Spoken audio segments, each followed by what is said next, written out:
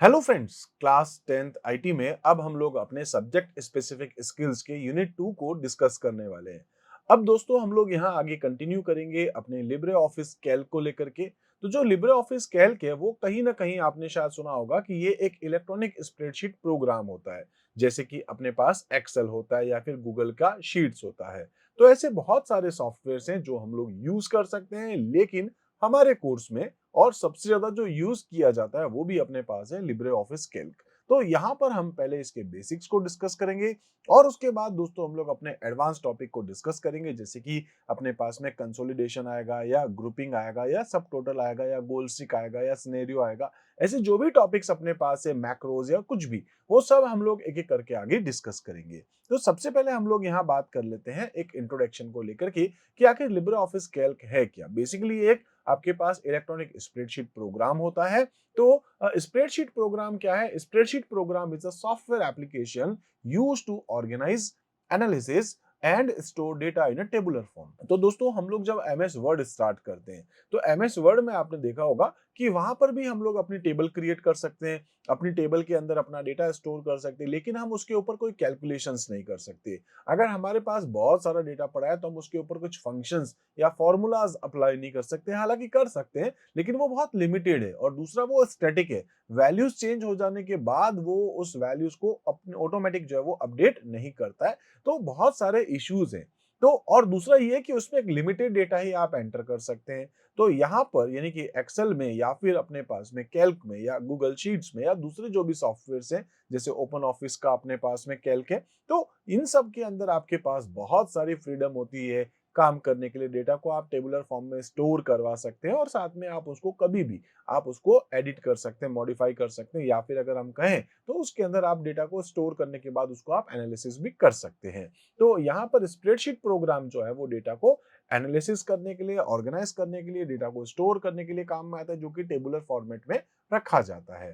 ठीक है, with data organise in rows and column. तो यहाँ पर हम अपने डेटा को रोज और कॉलम्स में स्टोर करते हैं। आप यहाँ पर ऊपर देख रहे होंगे इमेज में, यहाँ आपको A B C D E F ऐसे बहुत सारे ऑप्शंस दिखाई दे रहे हैं। ये सारे के सारे आपके पास कॉलम्स होते हैं और जो रो है वो अपने पास होती है 1 2 3 4 5 6, ऐसी बहुत सारी रोज भी अपने पास होती है। तो हम बात करेंगे रोज क्या है। Rows are horizontal vector while columns are, यहाँ पर हम कह सकते हैं वर्टिकल वेक्टर्स होते हैं। जो रो आपके पास है वो तो होगी आपके पास हॉरिजॉन्टल, और जो कॉलम्स हैं वो आपके पास होते हैं वर्टिकल। ठीक है, spreadsheet is also known as worksheet. आप अपनी स्प्रेडशीट की फाइल के अंदर भी जो आपके पास एक शीट होती है उसको हम लोग बोलते हैं वर्कशीट। और यहाँ पर अगर मैं आपसे कहूँ तो जो वर्कशीट्स होती है उसकी जो कलेक्शन यानी कि जो आपकी कंप्लीट एक फाइल होती है, उस फाइल को हम लोग बोलते हैं वर्कबुक। ठीक है, each individual cell in a table can hold data, यानी कि अगर आपको एक्सेल में, कैल्क में या शीट्स में जो डेटा आपको डालना है, तो ये जो आपके पास रो और कॉलम के जो ब्लॉक्स है जिसको हम लोग सेल्स कहते हैं, इसी में हम अपना डेटा डाल सकते हैं। तो एक्सेल में या कैल्क में या जो भी दूसरे सॉफ्टवेयर से, उसमें आप डेटा जो है वो डालते हैं सेल में। सेल क्या होता है? रो और कॉलम का एक इंटरसेक्शन। और रो और कॉलम किस में होते हैं? वर्कशीट्स में। और वर्कशीट्स बहुत सारी हो सकती है एक फाइल में, तो जो फाइल होती है उसको हम लोग क्या बोलते हैं? वर्कबुक। ठीक है, उसके बाद हम बात करेंगे कि जो आपके पास सेल है जिसमें आप डेटा डालते हो, तो वो डेटा आपका टेक्स्ट हो सकता है, नंबर्स हो सकता है। आप उस सेल के अंदर कोई फॉर्मूला या फंक्शंस लगा सकते हैं, ठीक है, ताकि आप अपने डेटा को अच्छे से एनालिसिस कर सकें। फिर हम बात करेंगे कि बहुत सारे ऐसे सॉफ्टवेयर्स होते हैं जो हम यूज कर सकते हैं। जैसे दोस्तों हम लोग यहाँ देख सकते हैं माइक्रोसॉफ्ट एक्सेल। तो एक्सेल आप यूज कर सकते हैं। उसके बाद हम लोग यहाँ पर लिब्रे ऑफिस का कैल्क देख सकते हैं।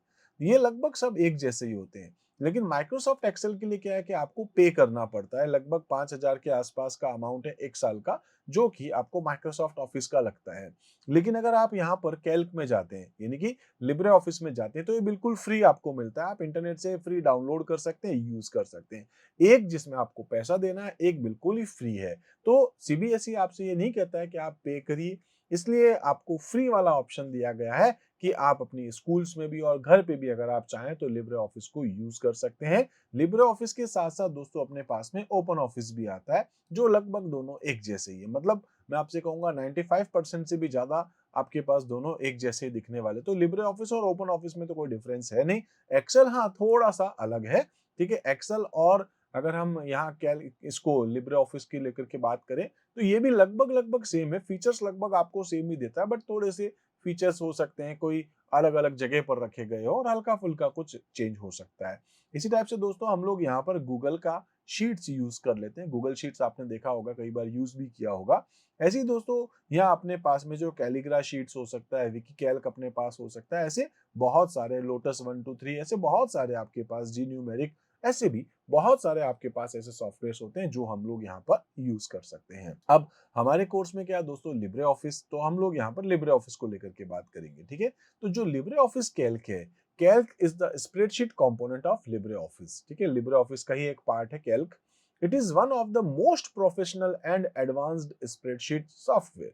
तो बहुत सारे आपके पास ऐसे प्रोफेशनल सॉफ्टवेयर्स हैं जिसमें एक्सेल भी है, लिब्रे ऑफिस कैल्क भी है, ओपन ऑफिस कैल्क भी है, और जो दूसरे हम लोग नाम देख रहे थे, तो ये कुछ प्रोफेशनल है, थोड़े एडवांस फीचर्स आपको देता है and is used by a large number of people across the world. दुनिया में बहुत सारे लोग इसको यूज करते हैं। It allows you to store, ये आपको यानी कि कैल्क आपको डेटा को स्टोर करने के लिए, उसको अच्छे से ऑर्गेनाइज जो कि रो और कॉलम में आप करते हैं, उसको कैलकुलेट करने के लिए यानी कि उस पर आप फंक्शंस लगा सकते हैं, उस डेटा को मैनिपुलेट करने के लिए आपको परमिशंस देता है, ठीक है? और आपका जो डेटा है दोस्तों वो तो टेबुलर फॉर्मेट में स्टोर होता ही है यहाँ पर, और आप यहाँ पर जो है रो और कॉलम के अंदर अपना डेटा यानी कि टेबुलर फॉर्मेट में अपना डेटा स्टोर करते हैं, ठीक है? तो ये आपके पास कैल्क का एक ऐसे ही लोगो है। फिर हम लोग बात करेंगे यहाँ पर इंपॉर्टेंट फीचर जो कैल्क है या दूसरे भी जो आपके पास स्प्रेडशीट प्रोग्राम्स होते हैं, ऑलमोस्ट सभी आपको ऐसे फीचर्स देते हैं। एक आपके पास आता है दोस्तों फंक्शंस एंड फॉर्मूलाज, मतलब आपको ऐसे बहुत सारे फीचर्स मिलते हैं कि आप चाहें तो अपने खुद के भी कोई फॉर्मूलाज बना सकते हैं। जैसे कि मैं यहाँ पर चाहता हूँ 2 into 5 into 4 डिवाइड बाय 5, तो अब उसका क्या रिजल्ट आएगा वो अलग बात है, लेकिन मैं इस तरीके से अप्लाई करना चाहता हूँ। और दोस्तों मेरे पास पहले से अवेलेबल फंक्शंस भी अवेलेबल है, जैसे कि कह सकता हूँ कि सम है, मिन है, मैक्स है, काउंट है, एवरेज है, ऐसे बहुत सारे फंक्शंस हमारे पास पहले से अवेलेबल होते हैं। तो फंक्शंस जो हैं are the built-in formulas which are used for making calculations such as calculating percentage, interest, average, etc. In calc, formulas are mainly used for performing simple and complex calculation. तो आपको simple calculations करनी है, कोई complex calculations करनी है, तो आप यहाँ पर फॉर्मूला और फंक्शंस को यूज करते हैं। उसके बाद आपको फॉर्मेटिंग फीचर्स मिलता है, मतलब आपका डेटा अच्छे से दिखे, जिसके लिए आप चाहते हैं कलर अप्लाई करना, बोल्ड करना, इटैलिक करना, अंडरलाइन करना, वो सब भी आप यहाँ कर सकते हैं। ऑटो कैलकुलेशन है, मतलब आपने कोई वैल्यू डाली 5 और 7 किसी सेल में, अगर आपने उस 5 को अगर 8 कर दिया तो ऑटोमेटिक आपका जो रिजल्ट है वो यहाँ चेंज हो जाएगा। तो ऑटो कैलकुलेशंस का फीचर होता है यहाँ पर। इसी टाइप से आपके पास ऑटोफिल ऑप्शन भी है कि एक बार आपने किसी में 1 और दूसरे बार वाले में आपने 2 लिख दिया, अगर आप दोनों को पकड़ के उन सेल के एड्रेस को पकड़ के अगर आप खींचेंगे तो ऑटोमेटिक 3, 4, 5, 6 ऐसे आ सकता है, जैसे जनवरी फरवरी आ सकता है, जैसे आपके पास संडे मंडे ट्यूसडे इस टाइप से आ सकता है। आप यहाँ पर दोस्तों चार्ट भी बना सकते हो। चार्ट क्या होता है? ग्राफिकल रिप्रेजेंटेशन, यानी कि जो आपका न्यूमेरिक डेटा होता है उसको अगर आप यहाँ पर पाई चार्ट बना करके, कॉलम चार्ट बना करके, या आपके पास अलग-अलग टाइप के chart, scatter chart, X Y chart, जो भी आप चार्ट बनाना चाहें वो आप यहाँ पर अप्लाई करवा सकते हैं। इसके अलावा सॉर्टिंग कर सकते हैं आप अपने डेटा को बढ़ते हुए से घटते हुए क्रम में, या फिर घटते हुए से बढ़ते हुए क्रम में, यानी कि असेंडिंग और डिसेंडिंग ऑर्डर में अपना डेटा डाल सकते हैं। जैसे कि पहले ए वाले का नाम आएगा, फिर बी वाले का, फिर सी वाले का, तो सॉर्टिंग का फीचर आपको मिलता है। इंपोर्ट और एक्सपोर्ट का फीचर भी मिलता है कि जो मैंने एक्सेल में डेटा डाल रखा है वो डेटा दोस्तों मैं यहाँ पर कैल्क में लेना चाहता हूँ, या जो कैल्क का डेटा है वो मैं एक्सेल में डालना चाहता हूँ, या फिर ये जो शीट का डेटा है चाहे वो एक्सेल का हो चाहे दूसरे किसी का भी हो, उसको किसी दूसरे फॉर्मेट में तो मैं कन्वर्ट करना चाहता हूँ, वो भी हो सकता है, जैसे पोस्ट स्क्रिप्ट में, पीडीएफ में, सीएसवी फाइल में, एचटीएमएल में, इसमें से आप किसी भी टाइप में आप इसको इंपोर्ट और एक्सपोर्ट कर सकते हैं, ठीक है? तो ये ऐसे बहुत सारे फीचर्स हैं आपके पास, इसके अलावा भी बहुत सारे फीचर्स हैं। फिर हम लोग बात कर लेते हैं यहाँ पर component of Libre office. Libre office Calc जो है उसमें क्या क्या कुछ चीजें हैं, तो ये सारी चीजें हम लोग अभी एक एक करके डिस्कस करेंगे। जैसे स्टार्ट कैसे कर सकते हैं आप लिब्रे ऑफिस कैल्क को, उसके कंपोनेंट्स क्या क्या होते हैं लिब्रे ऑफिस कैल्क के विंडो के, जैसे title bar, menu bar, standard tool bar, formatting tool bar, sheet tabs है, तो ऐसे बहुत सारी चीजें हैं। ये क्या है कि आपको एक बार देख करके ही आएगा। तो मैं यहाँ पर दोस्तों कैल्क एक बार स्टार्ट कर देता हूँ। जब मैं कैल्क क्लिक कर स्टार्ट करूंगा तो इस तरीके से मेरे को कैल्क दिखना शुरू हो जाएगा। यहाँ पर अगर हम देखें तो दोस्तों ये जो पूरी की पूरी एक फाइल है अपने पास, ठीक है, इस फाइल को हम लोग बोलते हैं वर्कबुक, ठीक है, क्या बोलते हैं, वर्कबुक। इस वर्कबुक में अगर आप यहाँ नीचे देखें तो यहाँ आपके पास बहुत सारी शीट्स हैं, जो कि मैं इस प्लस पे क्लिक करके ऐसी बहुत सारी शीट्स बना सकता हूँ। इसमें से किसी भी शीट पे आप क्लिक करेंगे, अगर आप डबल क्लिक करेंगे तो आपको रीनेम का ऑप्शन आ जाएगा। जैसे कि मैं इसका नाम कर देता हूँ मार्च, अप्रैल, मई, ऐसे कुछ इसका मार्च कर देता हूँ, इसका नाम अप्रैल कर देता हूँ, ठीक है, ऐसे इसका नाम मई कर देता हूँ, और ऐसे ही यहाँ पर इसका नाम जून कर देता हूँ। सपोज ऐसे ही आप कोई भी नाम देना चाहें वो नाम दे सकते हैं, ठीक है। अगर मैं मार्च वाले में जाता हूँ, मतलब आपके पास ऐसे बहुत सारी आपके पास अलग अलग टाइप की शीट्स आ सकती है, तो मैं फर्स्ट शीट में जाता हूँ मार्च वाले में, ठीक है। यहाँ पर अगर आप देखेंगे तो ये ए है, ये बी है, ये सी है, ये सारे आपके पास कॉलम्स कहलाते हैं, ठीक है। ये सारे क्या है, आपके पास कॉलम्स हैं। ऐसे बहुत सारे कॉलम हैं, अगर आप देखेंगे तो A B C D E F G H I J K L M N O चलता जाएगा, मतलब आप लेके जाएं। सबसे लास्ट वाला जो है, यानी कंट्रोल के साथ अगर आप एरो की यूज करते हैं, ठीक है, इस तरफ वाली कर रहा हूं मैं, तो जैसे ही अगर हम कंट्रोल के साथ राइट साइड वाली अगर एरो की यूज करेंगे, तो वो आपको लास्ट जो कॉलम है वो दिखा देगा, जो है एक्स एफ डी, ठीक है। वापस कंट्रोल के साथ एरो ले रहा हूं मैं लेफ्ट वाला, तो वापस हम ए पे आ गए। तो आप अगर सबसे लास्ट वाली रो देखना चाहते हैं, तो दोस्तों ऐसे 1 2 3 4 5 6 ऐसी बहुत सारी रो है। सबसे लास्ट वाली रो में जाने के लिए कंट्रोल के साथ नीचे वाला एरो मैं यूज कर रहा हूँ, तो मिल जाएगा आपको 10,48,000, मतलब 10,48,576। इतनी सारी रोज आपके पास अवेलेबल है और इतने सारे कॉलम्स आपके पास अवेलेबल है। अब यहाँ पर जो दोस्तों ये जो डेटा पड़ा है, इस डेटा को हम लोग यहाँ स्टोर कर सकते हैं। तो कोई भी डेटा अगर आप रखना चाहें तो आप यहाँ पर मैनेज कर सकते हैं। जैसे मैं इस ए में जाता हूँ और यहाँ जाकर के लिख देता हूँ सपोज RNO, रोल नंबर, ठीक है। रोल नंबर के बाद में जाके लिख देता हूँ सपोज नेम, यहाँ पर जाके लिख देता हूँ हिंदी, यहाँ जाके लिख देता हूँ इंग्लिश, ठीक है। इस तरीके से तो मैं लिख देता हूँ इंग्लिश, उसके बाद मैथ्स, उसके बाद सपोज मैं 3 सब्जेक्ट लेता हूँ, टोटल, परसेंटेज, ऐसे बहुत सारे आप यहाँ पर कॉलम्स ले सकते हैं। इसी तरीके से दोस्तों यहाँ जो 1 लिखा है, जैसे सीरियल रोल नंबर लिखा है, मैं यहाँ पर 1 और सपोज यहाँ पर 2 3 जो भी आप लेना चाहें, ठीक है, मैं जैसे 2 ही ले लेता हूँ। अगर मैं यहाँ से इन दोनों को या इस अकेले को भी अगर पकड़ के खींचता हूँ, आप देखेंगे यहाँ पर ऑटोमेटिक वो 2 3 4 5 6 7 8 9 10 आ चुका है। अगर नेम की बात करें तो मैं ऐसे ही कुछ नाम डाल देता हूँ, जैसे स्नेहा है, भव्या है, ठीक है, वंश है, या फिर मैं यहाँ नाम डाल देता हूँ, जैसे कि यहाँ पर नाम लेता हूँ आसिम का, ठीक है, यहाँ पर नाम लिख देता हूँ नीरज, यहाँ नाम लिख देता हूँ राहुल, यहाँ नाम लिख देता हूँ सपोज की ललित, यहाँ नाम लिख देता हूँ तुषार। ऐसे कोई भी नाम आप जो भी लिखना चाह रहे हैं आप ले सकते हैं, ठीक है, जैसे योगेश, और यहाँ पर सपोज की मैं लिख देता हूँ वर्षा। तो आप यहाँ पर कोई भी नाम लिख सकते हैं। हिंदी के आप कुछ भी मार्क्स मान लीजिए, जैसे मान के चलता हूँ ये पेपर अपना जो है वो 40 मार्क्स का है, तो मैं यहाँ पर मार्क्स डाल देता हूँ, जैसे 39 40 39 38 37 39, ठीक है, ऐसे ही कुछ नंबर डाल देता हूँ 39, इसको मैं 30 सपोज 8 कर देता हूँ, ऐसे ही 37 39 या फिर इसके 40 कर देता हूँ, ऐसे ही। इसी टाइप से यहाँ पर भी मैं कुछ मार्क्स डाल देता हूँ।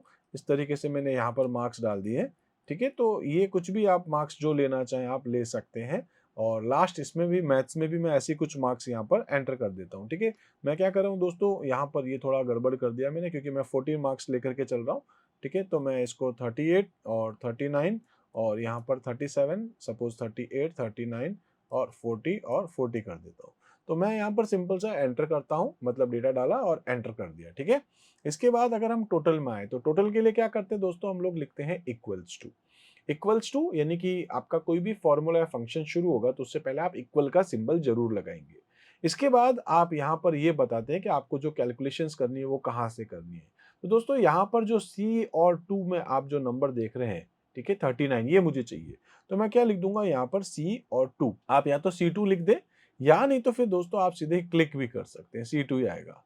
प्लस मुझे चाहिए D2 और फिर चाहिए प्लस E2, इस तरीके से। और जैसे मैं एंटर करूंगा आप देखेंगे कि ये जो 3 सब्जेक्ट्स हैं इनके जो मार्क्स आए हैं वो आए हैं 117।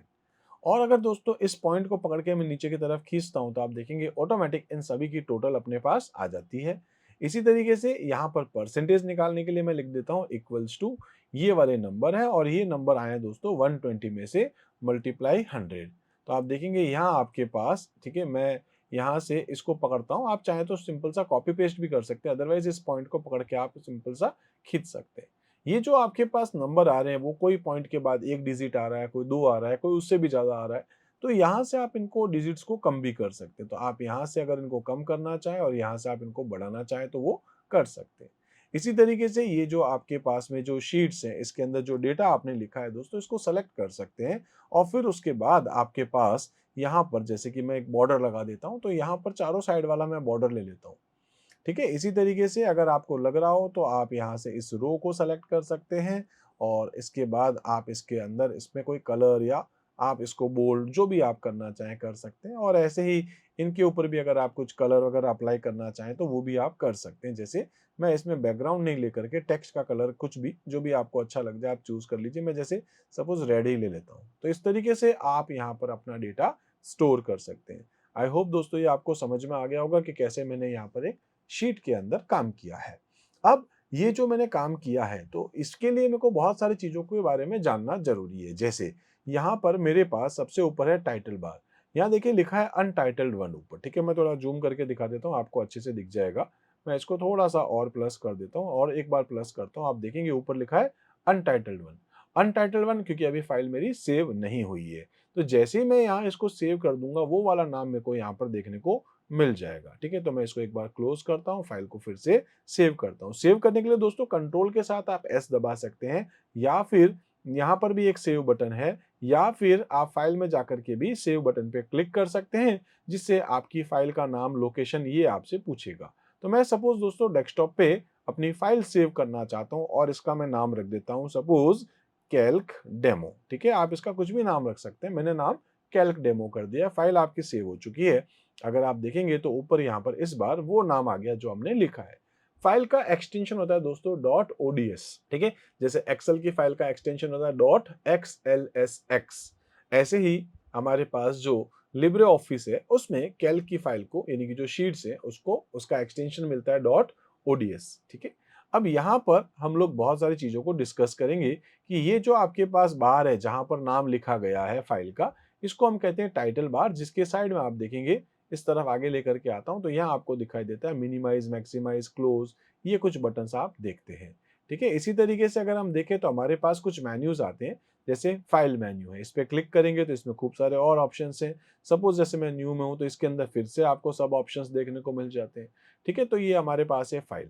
फाइल के पास आपके पास आता है एडिट। एडिट में भी बहुत सारे ऑप्शंस हैं, जैसे अनडू है, रीडू है, कट, कॉपी, पेस्ट है या फिर ऐसे दूसरे फाइंड, रिप्लेस, गो टू, ऐसे बहुत सारे ऑप्शंस आपको देखने को मिल जाते हैं। उसके बाद हम आते हैं व्यू में। अलग-अलग चीज़ों को आपको दिखाना है, जैसे कि आप यहाँ से फॉर्मूला बार ऑन ऑफ कर सकते हैं, स्टेटस बार ऑन ऑफ कर सकते हैं, हेडर अगर आप ऑन ऑफ करना चाहें तो ऐसे और भी नीचे आपको चीज़ें मिल जाएँगी जिनको आप यहाँ से ऑन या ऑफ कर सकते हैं। इसी तरीके से आपको नॉर्मल या पेज लेआउट, पेज ब्रेक अगर आप करना चाहें तो वो भी आप देख सकते हैं। इसके बाद आपके पास आता है इंसर्ट, जिसमें कि आप इमेज इंसर्ट कैसे करेंगे, चार्ट कैसे बना सकते हैं, ठीक है? इसी टाइप से पाइवट टेबल कैसे बनाते हैं, मीडिया यानी कि आप यहाँ पर गैलरी कैसे, वीडियो, ऑडियो ये कैसे आप इंसर्ट करते हैं, शेप कैसे डालते हैं, फंक्शंस कैसे डालते हैं, ऐसे बहुत सारे ऑप्शंस, कमेंट, हाइपरलिंक, ऐसे डेट, टाइम, ऐसे हेडर एंड फुटर, बहुत सारे ऑप्शंस यहाँ देखने को मिल जाते हैं। इसके बाद दोस्तों फॉर्मेट है, जिसमें कि हम फॉर्मेटिंग, टेक्स्ट की फॉर्मेटिंग, बोल्ड, इटैलिक, अंडरलाइन, ऐसी कुछ चीज़ें, टेक्स्ट का अलाइनमेंट जैसे लेफ्ट, राइट, सेंटर, जस्टिफाइड, ये आप अप्लाई करा सकते हैं। नंबर के फॉर्मेट्स हैं आपके पास, इनमें से कोई भी आप फॉर्मेट चूज़ करना चाहें तो आप यहाँ पर फॉर्मेटिंग को कॉपी करना चाहते हैं या ऐसे नीचे और भी आपको इंसर्ट में ऑप्शंस देखने को मिल जाते हैं, फॉर्मेट के ऑप्शंस, स्टाइल के ऑप्शंस, शीट्स के ऑप्शंस, ठीक है? ऐसे डेटा, टूल, विंडो, हेल्प, ऐसे बहुत सारे ऑप्शंस मिल रहे हैं। इन सभी को हम लोग बोलते हैं मेन्यूज़ और ये जो मेन्यू है, जिस बार पे है, इस बार को हम बोलते हैं मेन्यू बार, ठीक है? इसके बाद दोस्तों हमारे पास यहाँ पर जैसे न्यू है, ओपन है, सेव है या फिर एक्सपोर्ट डायरेक्टली एज़ पीडीएफ है या प्रिंट है, प्रिंट प्रीव्यू आपके पास है, कट है, कॉपी है, पेस्ट है, ठीक है? फॉर्मेट पेंटर है, ठीक है? जिसको कि हम लोग क्लोन कॉपी कह रहे हैं। आप यहाँ से फॉर्मेट क्लीन कर सकते हैं, क्लियर कर सकते हैं या फिर अनडू, रीडू या आपके पास फाइंड एंड रिप्लेस, ऐसे आपके पास स्पेलिंग, तो ऐसे बहुत सारे ऑप्शंस मिलते हैं। जिस बार पे है, इस कंप्लीट दोस्तों इस लाइन को, इस पट्टी को, इस बार को हम लोग क्या बोलते हैं? यहाँ पर स्टैंडर्ड टूल बार, ठीक है? स्टैंडर्ड टूल बार के बाद हमारे डेटा को फॉर्मेट करने के ऑप्शंस हैं, जैसे हम यहाँ से फॉर्मेट्स बदल सकते हैं, यहाँ से साइज़ बदल सकते हैं, यहाँ से बोल्ड, इटैलिक या अंडरलाइन, इस पे जैसे ही क्लिक करेंगे आपका सेलेक्टेड टेक्स्ट, जैसे कि स्नेहा लिखा है, तो दोस्तों ये बोल्ड हो जाएगा, ये इटैलिक भी हो सकता है, ये अंडरलाइन भी हो सकता है। यहाँ से मोर कलर में जाके आप इसका कलर भी बदल सकते हैं और यहाँ से आप इसका फ़ॉन्ट जो भी आप लेना चाहें, वो फ़ॉन्ट भी बदल सकते हैं और साथ-साथ में आप यहाँ से इसकी जो स्टाइल, इसका जो साइज़ है वो भी आप यहाँ से चेंज कर सकते हैं। तो ऐसे बहुत सारे फीचर्स मिल जाएँगे, जैसे अलाइनमेंट्स हैं आपके पास, ठीक है? ऐसे और भी ऑप्शंस हैं। तो इस वाली बार को हम लोग कहते हैं यहाँ पर फॉर्मेटिंग टूल बार, ठीक है? अभी देखिए, आप जिस किसी भी सेल पे होते हैं, जैसे मैं इस सेल पे हूँ, तो इसको हम बोलते हैं एक्टिव सेल। एक्टिव सेल कौन-सी? जैसे ए और यहाँ पर है 3, तो आपको यहाँ पर दिखाई देगा नेम बॉक्स के अंदर वही। जैसे मैं यहाँ आता हूँ, तो दोस्तों ये है C3, तो आप देखेंगे यहाँ आपको दिख रहा है ऊपर C3। जिस सेल में आपने क्लिक किया है, जो भी एक्टिव सेल है, उसमें आपने जो कोई भी वैल्यूज़ लिखी है, वो वैल्यू भी आपको यहाँ दिख रही है। जैसे इसमें मैं भव्या लिख रहा हूँ, तो यहाँ पर भी दिख रहा है। इसमें सपोज़ 40 है, तो यहाँ पर भी दिख रहा है। ऐसे ही अगर मैं आगे आता हूँ दोस्तों, इसमें 116 है, लेकिन वो यहाँ ऊपर 116 नहीं दिखा रहा है, यहाँ हमने क्या लिखा था? फ़ॉर्मूला, तो आपको यहाँ पर वो फ़ॉर्मूला भी दिख रहा है, ठीक है? तो फ़ॉर्मूला, फ़ंक्शन, वैल्यूज़ जो भी आप लिखते हैं अपनी सेल में, वो आपको यहाँ दिखाता है। इस बार को हम लोग कह सकते हैं इनपुट लाइन, और जनरली हम लोग इसको फ़ॉर्मूला बार भी कहते हैं, ठीक है? तो ये हमारे पास क्या है? फ़ॉर्मूला बार है। कोई भी फ़ॉर्मूला या फ़ंक्शन दोस्तों इक्वल लगाने के बाद ही स्टार्ट होता है, इस चीज़ को ज़रूर ध्यान रखिएगा। किसी भी फ़ॉर्मूला या फ़ंक्शन से पहले हमेशा इक्वल का साइन लगाया जाता है, ठीक है? इसी तरीके से और भी आपके पास इसमें साइड में एक बार होती है यहाँ पर, जो कि हम लोग राइटर में भी देख चुके थे। इस बार को हम लोग कहते हैं यहाँ पर दोस्तों साइड बार, जैसे कि गैलरी। तो इस पे क्लिक करूँगा, आप देखेंगे ये गैलरी आपकी ओपन होती जा रही है। तो इसको हम लोग क्या बोलते हैं? Side bar. जैसे गैलरी बार ओपन कर दी, या स्टाइल बार ओपन हो गई, या आपके पास यहाँ नेविगेटर बार, ऐसे बहुत सारी अलग-अलग टाइप के बटन्स हैं। तो इस बार को हम लोग क्या बोलते हैं? ये जो साइड में आ रही है उसको बोलते हैं साइड बार, ठीक है? इसी टाइप से दोस्तों अगर हम नीचे आते हैं, तो यहाँ पर आपके पास होता है ज़ूम लेवल बढ़ाना या कम करना। इसको हम ज़ूम बोलते हैं, जो कि हम बढ़ा भी सकते हैं और कम भी कर सकते हैं। तो मैं यहाँ खींचता हूँ दोस्तों, मैक्सिमम है आपके पास ये 400% पे जाता है, और कम से कम यहाँ पर जो है वो 29 यहाँ बोल रहा है बेसिकली। जैसे अगर और इसको मैं करता हूँ, तो ये आपको 20% पे दिखाता है। अभी देखिए, जिस किसी भी सेल में आपने सेलेक्ट कर रखा है, उसका जो भी आपका सेल रहा होगा, ठीक है? तो जैसे यहाँ पर मैंने इसको सेल सेलेक्ट कर रखा है। सपोज़ मैं अगर यहाँ से इन 4-5 को सेलेक्ट करता हूँ, अगर आप नीचे आके देखें, तो दोस्तों मैंने 7 रो सेलेक्ट करी है, एक कॉलम है अपने पास जिसकी 7 रोज़ हैं। तो वो क्या सेलेक्ट किया वो आपको यहाँ दिखा देगा। इस तरीके से आपके पास यहाँ पर और भी फीचर्स आपको देखने को मिल जाते हैं। शीट 1 में है, टोटल 4 शीट है, जैसे मार्च, अप्रैल, मई, जून। मैं अभी शीट 1 में हूँ। यहाँ प्लस बटन पे क्लिक करके आप और भी शीट्स ऐड कर सकते हैं। ठीक है? आई होप दोस्तों ये आपको समझ में आ ही रहा होगा। तो ऐसे मैंने यहाँ पर जो है शीट्स ऐड कर रखी। ख़ैर मैं इसको वापस एक बार नॉर्मल कर देता हूँ। ये 100% पे हम लोग आ चुके हैं। ठीक है? और ये जो ज़ूम लेवल चल रहा है इसको भी मैं थोड़ा और कम कर देता हूँ, जिससे कि हमको अच्छे से दिखता रहे। तो दोस्तों ये हमारे पास जो था वो सिंपल सा मैंने कुछ काम किया। अगर आप चाहते हैं कि कुछ इस टाइप से कुछ और काम करना, आप दूसरी शीट्स ले सकते हैं, जैसे मैं अप्रैल वाली ले रहा हूँ। अगर दोस्तों मैं बात करता हूँ इसके अंदर कोई बिल बुक बनाने की, तो हम वो बना सकते हैं, जैसे कोई आइटम है सपोज़, ठीक है? मैं लिख देता हूँ यहाँ पर ऐसे ही सीरियल नंबर, यहाँ पर जाके लिख देता हूँ कुछ आइटम का नेम है, यहाँ पर उसकी कुछ क्वांटिटी हम लोग मेंशन कर देंगे, यहाँ पर हम लोग उसकी रेट बता देंगे, यहाँ पर टोटल अमाउंट बता देंगे, ठीक है? यहाँ पर हम लोग उसका कुछ डिस्काउंट अगर बताना चाहें तो वो बता सकते हैं, यहाँ पर हम लोग उसका नेट अमाउंट अगर बताना चाहें तो वो भी बता सकते हैं। जैसे सीरियल नंबर है 1, 2, 3, 3 आइटम ही ले लेता हूँ, कुछ भी आइटम मान लीजिए पेन, पेंसिल, इरेज़र, मैं इसका नाम ऐसे ही ए, बी और सी लिख देता हूँ। ये हमने खरीदे दोस्तों 3 आइटम, ये 5 आइटम, ये 7 आइटम है। इसकी रेट है सपोज़ ₹18, इसकी ₹16, इसकी ₹19। तो टोटल कितना बन जाएगा दोस्तों? जो क्वांटिटी आपके पास है इंटू रेट, क्या लिखेंगे? C2 into D2। और आप यहाँ से इसको कॉपी पेस्ट भी कर सकते हैं। कॉपी पेस्ट कैसे? कंट्रोल C, कंट्रोल V, जब आपको जहाँ चाहिए वो कंट्रोल V कर दो। अब डिस्काउंट कितना देना है दोस्तों? इक्वल्स टू ये वाली जो वैल्यू है इंटू मैं कर देता हूँ 5। अगर 5% देना चाहते हैं डिवाइड बाय 100, तो ₹2.07 का डिस्काउंट है आपके पास, 5% इस पे आपको मिल रहा है, ठीक है?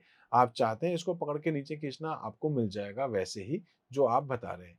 और नेट अमाउंट के लिए दोस्तों आपको क्या करना पड़ेगा? ठीक है? तो मैं यहाँ पर लिख देता हूँ फिर से इसको थोड़ा करेक्ट करके, नेट अमाउंट इक्वल्स टू ये जो अमाउंट है इसमें से मैं माइनस कर देता हूँ ये अमाउंट। ये आपका नेट अमाउंट आ चुका है, ठीक है? इस तरीके से। एक्चुअल प्राइस इसकी 133 थी, लेकिन हमने इसमें ये डिस्काउंट दिया है तो टोटल आपका अमाउंट ये बन रहा है। इसी तरीके से अगर आप टोटल लिखना चाह रहे हैं तो टोटल भी कर सकते हैं, इक्वल्स टू आप एक फंक्शन भी होता है दोस्तों सम। सम फंक्शन में अगर आप ये रेंज बता देते हैं कहाँ से G2 से शुरू हो रहा है, कहाँ पे? G4 पे। तो G2 से G4 ये है आपकी एक रेंज, और आप ऐसे अगर ब्रैकेट लगा के बंद कर देते, तो ये मैंने क्या लगा दिया? एक फंक्शन। एक होता है फॉर्मूला, एक होता है फंक्शन। फंक्शन का क्या नाम है, जैसे मैं यहाँ पर सम कर रहा हूँ। अगर आप एंटर करते हैं तो दोस्तों आप देखेंगे ये ऊपर वाले जो नंबर्स हैं इन सभी का सम आ चुका है आपके पास, ठीक है? समझ में आ गया होगा। तो इस तरीके से हम लोग यहाँ पर जो है वो कुछ सपोज कि बिल बुक्स वगैरह इस टाइप से भी हम लोग कुछ काम कर सकते हैं। वही है, अगर आप कलर वगैरह करना चाहें तो कर सकते हैं, सिंपल सा है। अब दोस्तों इसको मैं फिर से सेव कर देता हूँ ताकि लास्ट मेरा अपडेटेड हो जाए। ठीक है, तो यहाँ आपके पास ऐसी बहुत सारी चीजें थी। खैर, ये जो सी डी लिखा है दोस्तों, ये आपके पास कॉलम हेडर होता है और ऐसी जैसे मैं इस 10 पे क्लिक करूंगा तो ये मेरा रो हेडर है। ठीक है, ऐसी कुछ और भी चीजें जो मैं आपको अभी आगे थोड़ा सा पीपीटी के थ्रू बता देता हूँ। तो यहाँ हम लोग डिस्कस कर रहे हैं सबसे पहले वर्कबुक क्या होती है। दोस्तों वर्कबुक मतलब हमारी फाइल। एक फाइल जो है वो क्या है, तो workbook is a collection of one और more worksheets in a single file. तो अभी हमने 4 शीट्स बनाई थी एक ही फाइल में, तो 4 अलग-अलग क्या थी शीट्स, और जो आपके पास कंप्लीट एक फाइल है उस फाइल को हम क्या बोलते हैं, वर्कबुक। इस वर्कबुक में 4 शीट्स बने, आप चाहे जितनी बना सकते हैं। तो वर्कशीट क्या है, तो worksheet is a composed of a very large number of cells. इसमें बहुत सारे सेल्स होते हैं which are the basic storage unit for data in a file और वर्कबुक। मतलब हम हमारा डेटा कहाँ लिखेंगे दोस्तों, किसी फाइल में, और फाइल में भी कहाँ, एक जो टेबल बनी हुई है टेबल में भी कहाँ, जो रो और कॉलम का इंटरसेक्शन है मतलब सेल, तो हम सेल में ही जाकर के डेटा लिखते हैं। ठीक है, each sheet contain cell arranged in grid pattern using rows and columns. तो यहाँ हमारे पास जो ग्रिड पैटर्न बन रहा है सेल्स का, जिसको हम लोग क्या बोल रहे हैं कि ये रो और कॉलम का एक पैटर्न बना के देता है बेसिकली, जिसमें हम अपना डेटा स्टोर करते हैं। फिर हम बात कर लेते हैं यहाँ पर कि रोज क्या है। रोज जो है run horizontally from left to right, यानी कि रोज जा रही है। और अगर हम बात करते हैं यहाँ पर कॉलम्स को लेकर के, तो कॉलम्स हमारे पास वर्टिकली होते हैं, ऊपर से नीचे की तरफ। By default a Calc workbook display only one sheet.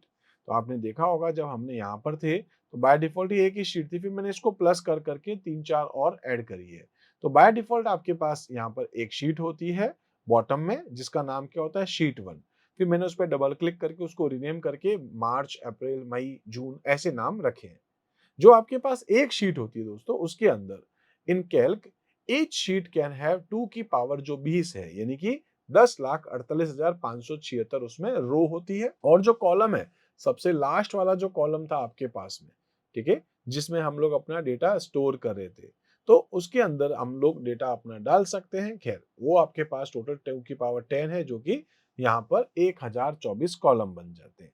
तो ये जो सबसे लास्ट में आपके पास XFD कॉलम है, अगर आप काउंट करें 1 2 3 4 5 6 7 8 9 10, तो कुल मिलाकर के कितने हो जाएंगे, 1024 कॉलम है आपके पास। ठीक है, लिब्रे ऑफिस कैल्क जो अपने पास है can hold up to 10,000 sheets in a workbook.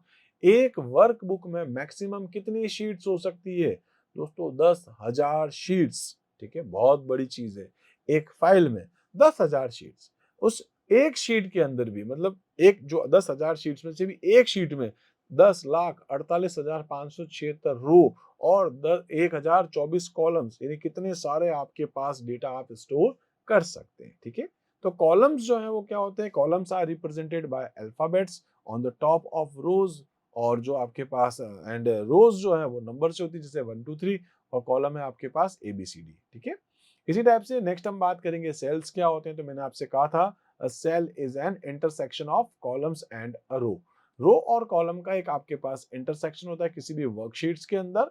Each cell is identify its column letter, यानी कि जैसे A1 B2 जो भी आप कह रहे हैं, तो कॉलम का लेटर आएगा एंड रो का नंबर आएगा, which is known as cell address, जिसको आप सेल एड्रेस भी कहते हैं। जैसे एग्जांपल है A1 G2, ऐसे कोई भी एग्जांपल्स हो सकते हैं। सबसे लास्ट जो आपके पास में सेल एड्रेस होता है, ठीक है, वो आपके पास है यहाँ पर, जैसे यहाँ है AMJ, ठीक है, और आपके पास है यहाँ पर 10,48,576। ठीक है, तो ये आपके पास जो है वो लास्ट सेल आपके पास हो जाएगी।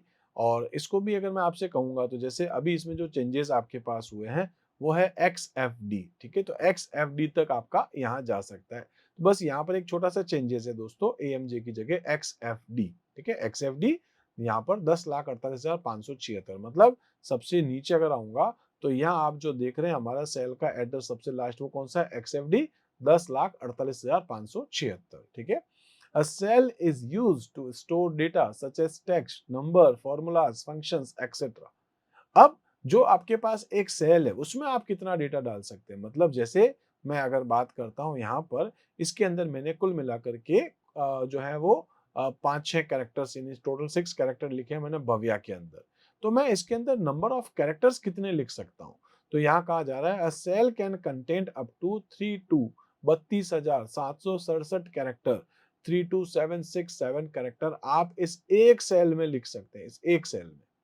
ठीक है? और ऐसी बहुत सारे आपके पास सेल्स अवेलेबल होती है, फिर वो जिस शीट में, ऐसी शीट्स बहुत सारी हो सकती है और फिर मिलकर के एक फाइल बनती है। ये भी समझ में आ गया होगा दोस्तों। उसके बाद आता है आपके पास स्क्रॉल बार। स्क्रॉल बार क्या होता है? जैसे इसको पकड़ के आप इधर-उधर कर रहे हैं। एक स्क्रॉल बार हॉरिजॉन्टल होता है, एक आपके पास यहाँ पर वर्टिकल भी होता है, आप ऊपर-नीचे भी कर सकते हैं। ठीक है?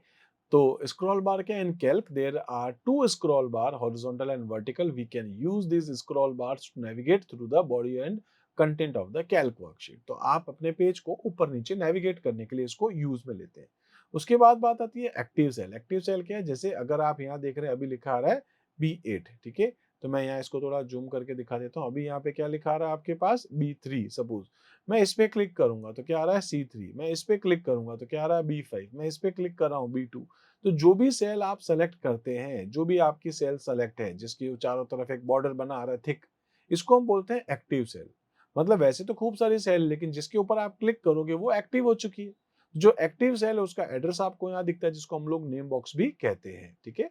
तो यहाँ अभी हम लोग जो है इसको आगे देख लेते हैं। तो इसको मैं कर देता हूँ क्लोज और फिर आते हैं यहाँ पर। ठीक है? एक्टिव सेल क्या है? When you click on a cell on the worksheet a thick black coloured border appear around it. ठीक है? तो उसके ऊपर एक बॉर्डर बन जाता है विच यहाँ पर differentiate the active cell from the other cell, जो कि आपकी एक्टिव सेल से अलग होती है दिखाता है। ठीक है? Data can be entered only in the active cell. जिस सेल पे आपको लिखना है, आपको उस पे जाके पहले क्लिक करना पड़ेगा, फिर ही आप उस पे लिख पाएंगे। You can active a cell by pressing the tab key. आप टैब की से जा सकते हैं या उस सेल के ऊपर जाके क्लिक भी कर सकते हैं, या आप एरो की से भी जा सकते हैं। ठीक है? इसी तरीके से अब हमारे पास है कुछ काम, क्रिएटिंग अ न्यू वर्कबुक। आप नई वर्कबुक कैसे बनाएंगे? तो दोस्तों फाइल में जाएंगे और यहाँ आप न्यू ऑप्शन में जाकर के स्प्रेडशीट पे क्लिक कर सकते हैं, आपकी एक नई फाइल ओपन हो जाएगी। उसके बाद दोस्तों जैसे मैं इस फाइल को कर देता हूँ क्लोज। ठीक है? इसके बाद हम लोग बात करते हैं इंसर्टिंग अ वर्कशीट। वर्कशीट कैसे डालेंगे दोस्तों? प्लस बटन पे क्लिक करके। उसके बाद आता है सेविंग अ वर्कशीट। कैसे सेव करते हैं? आप फाइल में जाके सेव बटन पे क्लिक कर सकते हैं या कंट्रोल के साथ एस दबा सकते हैं और आप अपनी फाइल का कोई भी नाम, जैसे मैं इसमें रख देता हूँ माय डेमो, और आप उसको सेव बटन पे सिंपल सा क्लिक कर दें। आप अगर पासवर्ड लगाना चाहें तो इधर सेव विद पासवर्ड पे भी क्लिक कर सकते हैं। खैर मैं पासवर्ड नहीं लगा रहा, तो मेरी फाइल भी सेव हो गई। रीनेमिंग अ वर्कशीट, अगर आप रीनेम करना चाहते हैं इसको, जैसे मैं इसका नाम संडे रखना चाह रहा हूँ, कर सकते हैं। आप इस पे जाके डबल क्लिक कर दीजिए या राइट क्लिक भी कर सकते हैं। आप राइट क्लिक करने के बाद में भी ऑप्शन है रीनेम शीट, और यहाँ से आप जैसे संडे के बाद में इसमें लिख देता हूँ मंडे। ठीक है? तो आप ऐसे इसको रीनेम कर सकते हैं। उसके बाद आपके पास आता है यहाँ पर डिलीटिंग अ वर्कशीट। आप डिलीट करना चाहते हैं, आप इसके ऊपर जाए, राइट क्लिक कर दें और आपके पास ऑप्शन है यहाँ पर डिलीट। आप यहाँ से भी इसको यस करके डिलीट कर सकते हैं। उसके बाद आता है मूविंग एंड कॉपिंग अ वर्कशीट। इसका क्या मीनिंग हो गया दोस्तों? जैसे कि यहाँ मैंने अगर कोई फॉर्मेट बना रखा है, सपोज इस तरीके से मेरे पास एक फॉर्मेट है। ठीक है? मैं ऐसे इसको एक बार बना देता हूँ। मैं इसको बोल्ड करना चाहता हूँ, बैकग्राउंड में ये कलर आना चाहिए और साथ साथ में मैं इसके ऊपर कुछ बॉर्डर्स भी अप्लाई कर देता हूँ, जैसे कि ये वाले बॉर्डर्स हैं। और यहाँ पर मैं इन कॉलम्स को, जैसे इन कॉलम्स को आप पकड़ के यहाँ से अगर खींचते हैं तो यहाँ से इनकी विड्थ बढ़ जाती है, और ऐसे अगर आप यहाँ से इनकी रोज को एक साथ सेलेक्ट करने के बाद इनके कॉर्नर्स को खींचेंगे तो इनकी रोज भी, इनकी जो हाइट है वो भी बढ़ जाएंगी। अब दोस्तों मैं जैसे यहाँ पर ये लिखना चाह रहा था नेम, यहाँ लिखना चाह रहा था एड्रेस, ठीक है, यहाँ लिखना चाह रहा था फोन नंबर, यहाँ लिखना चाह रहा था ईमेल, यहाँ लिखना चाह रहा था सपोज कि ऐसी सिटी, ठीक है, यहाँ जाके लिखना चाह रहा था आधार नंबर, और यहाँ लिखना चाह रहा था बैंक डिटेल सपोज। ठीक है? तो ये जो मैंने लिखा है, अब मैं चाहता हूं दोस्तों ये जो लिखा है मैंने, सपोज इसका नाम बदल देता हूं, क्लास 9th ए कर देता हूं। तो ये जो मैंने 9th ए का कंटेंट लिखा है, ऐसे मुझे 9th बी में भी चाहिए। तो 9th बी में क्या मुझे फिर से ये सारा का सारा काम करना पड़ेगा? नहीं, मैं इसमें जाऊंगा, यहाँ पर राइट क्लिक करके मूव और कॉपी शीट पे जाऊंगा, और यहाँ पर मैं अपनी शीट का क्या नाम रखना चाह रहा हूँ, जैसे वो 9th ए था, मैं इसका नाम 9th बी कर देता हूँ। और यहाँ अगर आप उसकी कॉपी बनाना चाहते हैं तो कॉपी बन जाएगी। ठीक है? आप इस तरीके से नाम रख सकते हैं, कहाँ पर आप उसको भेजना चाहें आप ये भी भेज सकते हैं। ठीक है? टू डॉक्यूमेंट, इसी डॉक्यूमेंट माय डेमो में ही आपको चाहिए, आप सिंपल सा इसको कॉपी बटन पे क्लिक कर दें, आप देखेंगे ये 9th बी आ गया और वो आपके पास 9th ए था। ठीक है? तो ऐसे ही आप यहाँ से पकड़ के भी इसको आगे पीछे खींच सकते हैं, वो तो मूव हो जाएगा और इसकी कॉपी बनाना है तो फिर वो कॉपी भी बना देगा। अभी हमने इसकी कॉपी बनाई है। ठीक है? जैसे ए को आगे लेना है, पकड़ के आगे की तरफ खींच लोगे और छोड़ोगे तो ऑटोमेटिक देखोगे आप ए यहाँ आगे आ चुका है।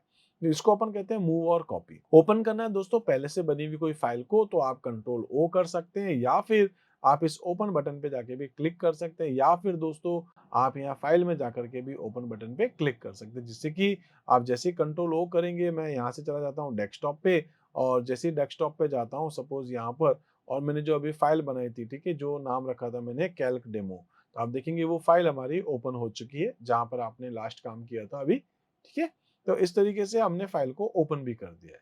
उसके बाद है क्लोजिंग अ वर्कबुक। कैसे क्लोज करते हैं, तो आप लास्ट में सेव कर दीजिए और फाइल में जाकर के आप यहाँ पर क्लोज बटन पे क्लिक कर सकते हैं। आप शॉर्टकट भी यूज कर सकते हैं यहाँ पर कंट्रोल+W। और अगर आप पूरे ही कैल्क को बंद करना चाहें तो फिर दोस्तों आप यहाँ फाइल में नीचे देख रहे होंगे एग्जिट लिब्रे ऑफिस। ठीक है, और अगर आप चाहें तो इस क्रॉस बटन पे भी क्लिक कर सकते हैं। तो इस तरीके से हमने बहुत सारी बेसिक सी चीजों को डिस्कस कर लिया है। हमने ये देखा है कि कैल्क में हम काम कैसे करें। दोस्तों मैं ये सारी चीजें क्यों बता रहा हूँ, उसका भी एक रीजन है।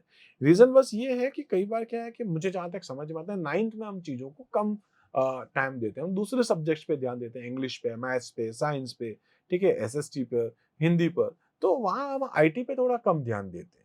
बहुत सारे स्कूल्स में क्लास 9th के स्टूडेंट्स को आईटी थोड़ा कम इंटरेस्ट रहता है और रहता भी है तो वो उतना कर लेते हैं।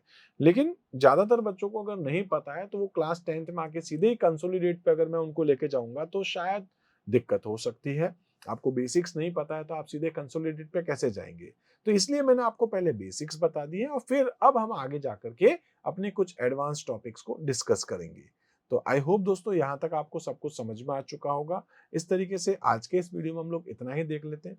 बाकी मिलते हैं हम लोग अपने अगले वीडियो में, तब तक के लिए आप मेरे साथ जुड़े रहिए। Thank you.